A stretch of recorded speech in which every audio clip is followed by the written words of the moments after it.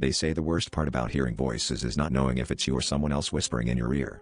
But tonight, sitting in a fluorescent lit church basement, I learned that sometimes, there's no difference at all. I joined this support group hoping for understanding, maybe even relief. Instead, I found something I can't explain, and probably shouldn't. We started the meeting like always, awkward introductions, a few nervous laughs, the usual "you're not alone" platitudes. But when the group leader, a soft-spoken guy named Mark, asked us to share what our voices said this week, everyone went silent. Then, all at once, every person in the circle began to speak, but it wasn't just random words.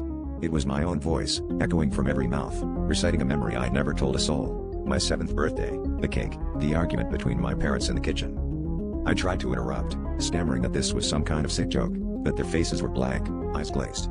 The words kept coming, my secrets, my fears, the things I only dared think at 3 a.m. The air felt heavier with each passing second, my breath catching as my own voice, multiplied and distorted, filled the room, growing louder and more frantic. My hands shook as I realized I hadn't spoken out loud since they started.